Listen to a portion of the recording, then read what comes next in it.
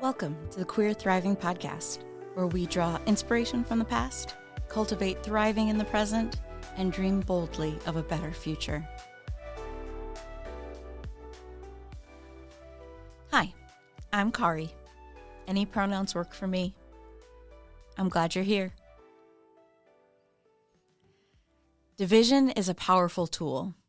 Isolation is a powerful tool.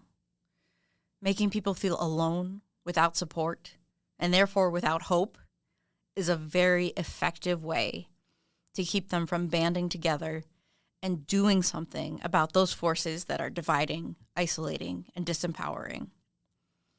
One way to build strong community is to share our stories with one another.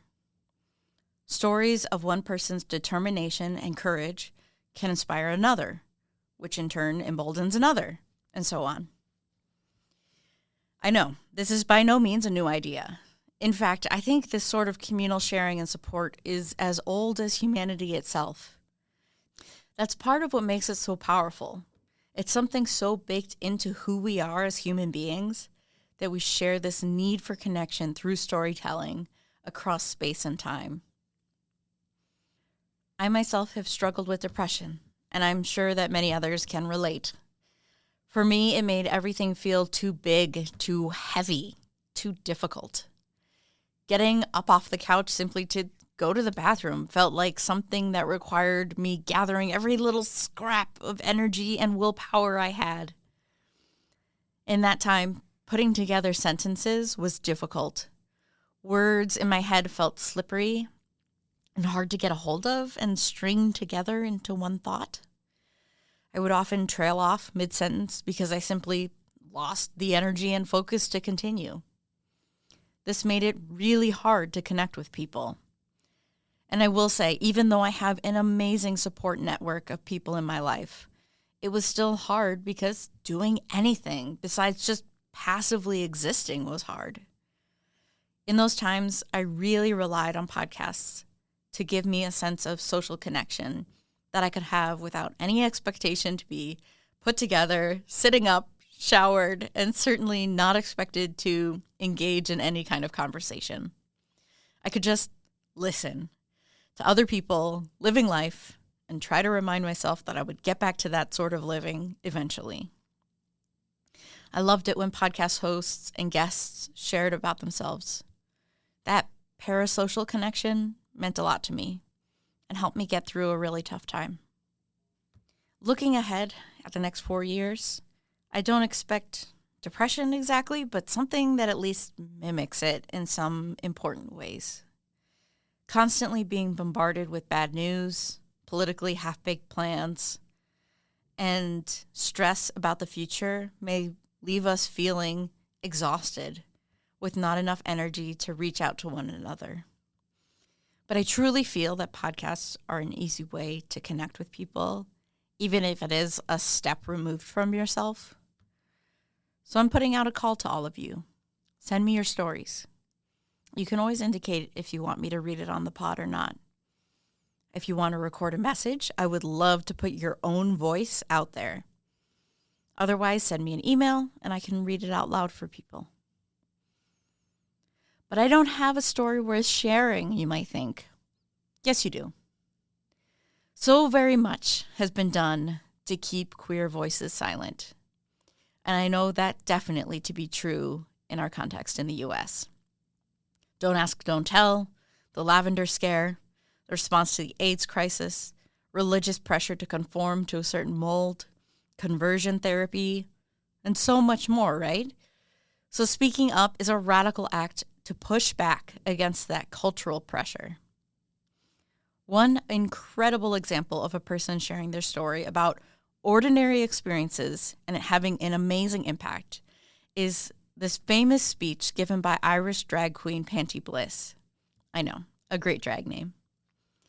It was just a small event at the Abbey Theatre in Dublin in 2014. It was recorded in full on video. So if you haven't seen it, I highly recommend that you watch it. You can find it easily online. The speech came to be known as Panty's Noble Call. What stands out so much to me is though she herself is a remarkable individual, The power of this speech comes from the ordinariness of it. She recounts everyday examples of encountering homophobia and struggling with how she internalizes it. Her reflections on the way a homophobic society scars and impacts everyone, and especially how homophobia gets internalized by gay people, is insidious, and as she repeats again and again, it feels oppressive. The video of her speech went viral and brought the conversation of gay marriage to the forefront in Ireland, with people feeling more sympathetic and understanding for the humanity of gay people after hearing Panty's impassioned speech. Panty, for her part, calling herself an accidental activist, spearheaded the Yes campaign for Ireland's marriage equality referendum. The campaign was a total success, and gay marriage was legalized in 2015.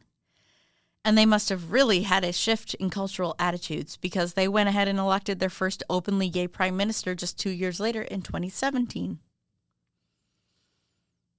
So what sort of things do you think you should talk about if you tell your story? Well, that's mostly up to you, but I'll give you some ideas. It can be about identity and self-discovery. Like, how has your understanding of your identity evolved over time, and who and what played a part in that? It could be about overcoming challenges, such as a time you overcame an obstacle that made you feel empowered, or what skills or ideas helped you to overcome that obstacle. It could be about celebrating joy, like picking out a moment where you felt affirmed or seen or just fully yourself. Maybe you want to talk about healing and growth, like what resources or practices have kept you steady through tough times or helped you recover from difficult experiences. Or maybe you want to talk about legacy, like what would you want the next generation to know, or what does queer thriving mean to you?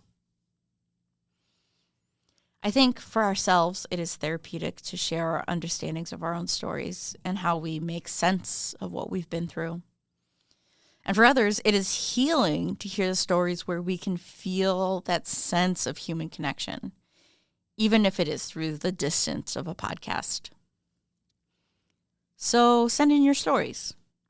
My email is queerthrivingpod@gmail.com. I'd love to use this space to elevate your voices. Until next time, keep resisting, keep dreaming, keep thriving.